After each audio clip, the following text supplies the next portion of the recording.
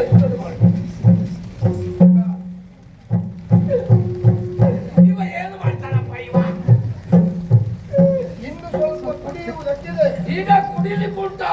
ಬೇಡವೇ ಬೇಡ, ನಾನು ಕುಡ್ದದ್ದೇ ಹೆಚ್ಚಾಗಿದೆ. ಈ ಮೊದಲು ಬಂದವರೆಲ್ಲ ಒತ್ತಾಯ ಪೂರ್ವಕವಾಗಿ ಕುಡಿಸಿದ್ದಲ್ಲದೆ ನಾನಾಗಿಯೇ ಕುಡಿಯುವುದಿಲ್ಲ. ಈಗ ನೀನು ಬಂದು ಕುಡಿಸ್ತಿದ್ದಾದ್ರೆ ನಾನು ಎಷ್ಟು ಅಂತ ಕುಡಿಯುವುದು? ಇದು ಮೊದಲು ಬಂದವರು ಎಷ್ಟು ಸಲ ಕುಡಿಸ್ತಾ ಇದ್ರು? ದಿವಸಕ್ಕೆ 3 ಸಲ. ಹೌದಾ? ನಾನು ಕೊಡುವಂತಹ ಔಷಧಿ ಹೆಚ್ಚು ಹೊತ್ತು ಕುಡಿಬೇಕಾಗಿಲ್ಲ. ಮತ್ತೆ ಒಂದೇ ಸಲ ಕುಡಿದಾಗ ನಿಮ್ಮ ಅನುಭವಕ್ಕೆ ಬಂದಿತ್ತು. ಸರಿ ಆದೀತು. ಆಗ್ತದೆ, ವಿಶ್ವಾಸವೇ. ಅವರು ಬೇಡ, ಯಾಕೆ? ಅದು ಕಹಿ ಉಂಟಲ್ಲ. ಔಷಧಿ ಕಹಿ ಇಲ್ಲದೆ ಇರ್ತದೆ. ಈ ಮೊದಲು ಬಂದವರೆಲ್ಲ ಕಹಿಯೇ ಕುಡಿಸಿದ್ದು, ಒಬ್ಬರು ನನಗೆ ಸಿಹಿ ಕೊಡ್ಲೇ ಇಲ್ಲ. ಕೆಲವರಿಗೆಲ್ಲ ಸಿಹಿ ಕೊಡ್ಲೇಬಾರ್ದು. ಕಹಿ ಆದ್ರೆ ನನಗೆ ಬೇಡ. ಸ್ವಲ್ಪ ಕುಡಿಯಿರಿ. ನನಗೆ ಬೇಡ. ಹಠ ಮಾಡಬಾರ್ದು. ಕಹಿ ಆದ್ರೆ ನನಗೆ ಬೇಡ. ಕೈ ಹಿಡ್ಕೊಳ್ಳಿ. ನನಗೆ ಬಿಡ್ಕೊಂಡ್ಬಿಟ್ಟೆ. ನೀವು ಯಾಕೆ ಹಿಡ್ಕೊಳ್ಳೋದು? ನನಗೆ ಬೇಡ. ಔಷಧಿ ಕೊಡುವಾಗ ಸುಮ್ಮನೆ ಇರಬೇಕು. ಕಹಿ ಉಂಟು. ಮಾತಾಡಬಾರ್ದು.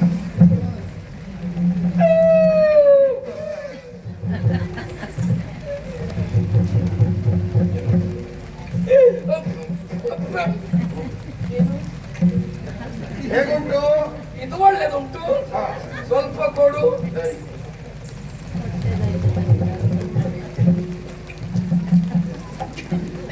ಇದು ಸ್ವಲ್ಪ ಇಲ್ಲ, ಅತಿ ಆದ್ರೆ ಅಮೃತವು ವಿಷವಾಗ್ತದೆ. ಉಳಿದನನ್ನು ಕೊಂಡು ಹೋಗಬೇಡ. ಇಲ್ಲ, ಕಡಿಮೆ ಆಗದಿದ್ರೆ ಆಮೇಲೆ ತಗೊಳ್ತೇನೆ. ಕಡಿಮೆ ಆಗ್ತದೆ. ಆಗ್ಲಿ ಅಪ್ಪ.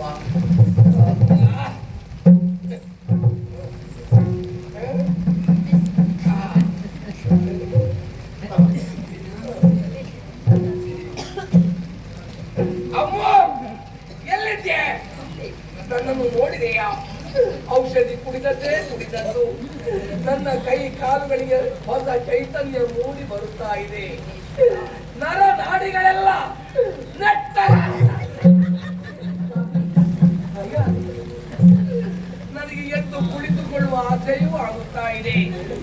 ಹಾಗಿದ್ರೆ ನಾನು ಗುಣಮುಖನಾಗುತ್ತಾ ಇದ್ದೇನೆ. ಹೇ ಚಂದ್ರನಾಥ, ಅರಹಂತ, ಓ ಸ್ವಾಮಿ.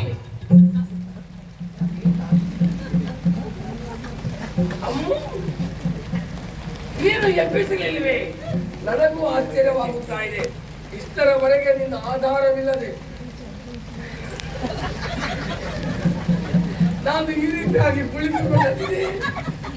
ಈಗ ನಾನೇ ಕುಳಿತುಕೊಳ್ತೇನೆ ಅಂತ ಆದ್ರೆ ಈ ಔಷಧಿ ಫಲಿಸಿತು ಅಂತ ಕಾಣ್ತದೆ. ಅಮ್ಮ, ನನ್ನ ತಲೆಗೆ ಪೇಟೆಯಲ್ಲಿ ಹೋಗ್ತೆ.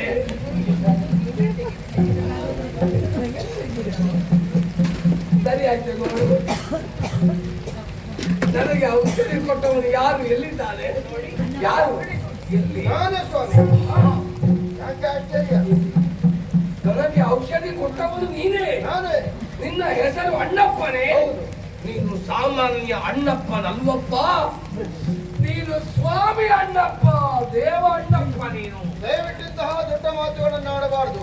ಇಲ್ಲದೆ ಹೋದ್ರೆ ಈ ಮೊದಲು ಬಂದು ಅದೆಷ್ಟೋ ಮಂದಿ ನನಗೆ ಔಷಧಿಯನ್ನು ಕುಡಿಸಿದ್ದಾರೆ. ನನ್ನ ರೋಗ ವಾಸಿಯಾಗಿರಲಿಲ್ಲ. ಈಗ ತಾನೇ ಬಂದು ಸ್ವಲ್ಪ ಮಾತ್ರ ಔಷಧಿಯಿಂದ ಈ ರೀತಿಯಾಗಿ ನಾನು ಚೇತರಿಸಿಕೊಂಡಿದ್ದೇನೆ ಅಂತ ಆದ್ರೆ ನೀನು ಸ್ವಾಮಿ ಅಣ್ಣಪ್ಪನೇ ಹೌದಪ್ಪ. ನೀವು ಮಾಡಿದಂತಹ ದಾನ ಧರ್ಮಗಳೇ ನಿಮ್ಮನ್ನು ಕಾಪಾಡಿದೆ. ಎಲ್ಲದಕ್ಕೂ ದೇವರ ದಯೆ. ಅದಷ್ಟೇ, ನಾವು ಅವನನ್ನೇ ನಂಬಬೇಕಷ್ಟೇ. ಹೌದು. ಅಮ್ಮು, ನಮ್ಮ ಆಳುಗಳೆಲ್ಲ ಎಲ್ಲಿ ಹೋಗಿದ್ರು ಒಬ್ಬರು ಕಾಣುವುದಿಲ್ಲ. ನಮ್ಮ ಹೊಲ ತೋಟ ಎಲ್ಲ ಹೇಗಿದೆ ಅಮ್ಮು? ಹೌದೇ? ಹಾಗಿದ್ರೆ ಒಮ್ಮೆ ಹೊಲದ ಕಡೆಗೆ ಹೋಗಿ ಆಡುಗಳಲ್ಲಿ ಮಾತಾಡಿ ಬರಬೇಕು ಅಂತ ಆಸೆಯಾಗಿದೆ. ನಾವು ಹೋಗಿ ಬರೋಣವೇ? ಈಗ ತಾನೇ ಚೇತರಿಸಿಕೊಂಡವರನ್ನೇ ಹಾ, ಅವರನ್ನು ನೋಡಬೇಕು, ಅವರಲ್ಲಿ ಮಾತಾಡಬೇಕು ಅಂತಾದ್ರೆ ಅದು ಸರಿಯಲ್ಲ ಅಮ್ಮು. ಯಜಮಾನನ ಮೇಲೆ ಆಳುಗಳಿಗೆ ಭಕ್ತಿ ಗೌರವ ಹುಟ್ಟಬೇಕು ಅಂತ ಆದ್ರೆ ಯಜಮಾನನೇ ಆಳುಗಳಿದ್ದಲ್ಲಿಗೆ ಹೋಗಿ ಮಾತಾಡಿಸಿಕೊಂಡು ಬರಬೇಕು, ಅವರನ್ನು ಕರೆಸಿ ಮಾತಾಡಿಸುವುದಲ್ಲ. ಹಾಗಾಗಿ ನಾವೇ ಒಮ್ಮೆ ಹೋಗಿ ಬರುವ. ಹೋಗುವುದೇ ಬೇಡ ಅಂತ ನನ್ನ ಮಾತನಾಡ್ತಾರೆ. ಮತ್ತೆ ಏನೇ ಒಂದೆರಡು ದಿವಸ ನನಗೆ ಹೋಗಬೇಕು. ಸ್ವಾಮಿ, ಓ ಯಾಕೆ ನನ್ನ ಮಾತುಗಳನ್ನು ಪಥ್ಯವಾಗುತ್ತದೆ ಹೇಳಿ? ಅಮ್ಮು, ನನ್ನ ಭಾವನೆ ನಿನಗೆ ಯಾಕೆ ಅರ್ಥ ಆಗೋದಿಲ್ಲ ಹೇಳು? ಹೋಗ್ಲೇಬೇಕು. ನನಗೆ ಹೋಗಲೇಬೇಕು. ನಾನು ಕಳುಹಿಸ್ತಿದ್ದಾರೆ ಹೋಗು. ನೀನು ಕಳಿಸುವುದು ಬೇಡ, ನಾನು ಅಣ್ಣಪ್ಪನ ಜೊತೆಯಲ್ಲಿ ಹೋಗಿ ಬರ್ತೇನೆ. ಆಕ್ಷೇಪಿಸಬೇಡಿ ಅಮ್ಮ, ಅವರ ಜೊತೆಯಾಗಿ ಆಧಾರಕ್ಕೆ ನಾನು ಹೋಗ್ತೇನೆ. ಅಣ್ಣಪ್ಪ ಇರುವಾಗ ನಮಗೆ ಭಯ ಉಂಟೆ? ಅಣ್ಣಪ್ಪ, ಒಡೆಯ. ಇನ್ನು ಮುಂದೆ ನೀನು ಎಲ್ಲೂ ಹೋಗಬಾರ್ದಪ್ಪ, ಈ ಬೀಡಿನಲ್ಲಿ ನನ್ನ ಜೊತೆಯಲ್ಲೇ ಇರಬೇಕಪ್ಪ. ಸದಾ ನಿಮ್ಮ ಸೇವಾ ನಿರತನಾಗಿ ನಾನು ಇರ್ತೇನೆ. ಅಷ್ಟಿದ್ದರೆ ಸಾಕು. ಏನು ಹೇಳ್ತೀಯ? ಇವತ್ತೇ ಅಲ್ಲ, ಈಗಲೇ ಹೊರಡುವುದೇ. ಮೊದಲು ಬಸದಿಗೆ ಆ ಮತ್ತು ತೋಟಕ್ಕೆ. ಓ, ಅದು ಸರಿಯಮ್ಮು.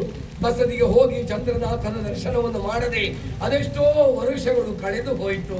ಮೊದಲು ದೇವರ ದರ್ಶನ ಆಗಬೇಕು. ಆದರೆ ಬಸದಿಗೆ ಹೋಗುವುದರ ಮೊದಲು ಸ್ನಾನ ಆಗಬೇಡವೇ? ಮೈ ಮನ ಶುದ್ಧವಾಗಲಿ. ಹೌದು, ಮೈಮನ ಶುದ್ಧ ಆಗಿರ್ಬೇಕಂತ ಹೇಳ್ತಿ. ನನ್ನ ಸ್ನಾನದ ವಸ್ತ್ರ ಎಲ್ಲಿದೆ? ಹೋಗುವಾಗಿದ್ರೆ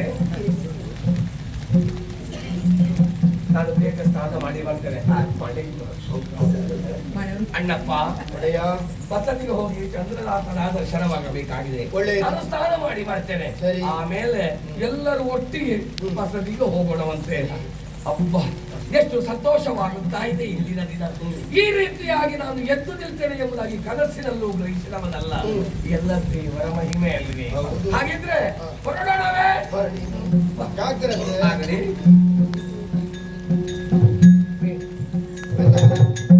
ಮಲಗಿಕೊಂಡೇ ಇದ್ದವ. ಕೈ ಕಾಲುಗಳಲ್ಲಿ ಬಲವೇ ಇಲ್ಲ. ನೀವು ನನ್ನನ್ನು ಸ್ವಲ್ಪ ಆಧರಿಸಿಕೊಳ್ಳಿ. ಸ್ವಲ್ಪ ಧೈರ್ಯ ಮಾಡಿಕೊಡಿ. ದೇವರ ಕೃಪೆ. ಬೇಡ. ಅರ್ಹತೆ. ಬರದಕ್ಕ. ಸ್ವಾಮಿ. ಅಣ್ಣಪ್ಪ, ನೀನು ಬಿಡು. ಚಂದ್ರನಾಥ ಸ್ವಾಮಿ. ಅರ್ಹತೆ.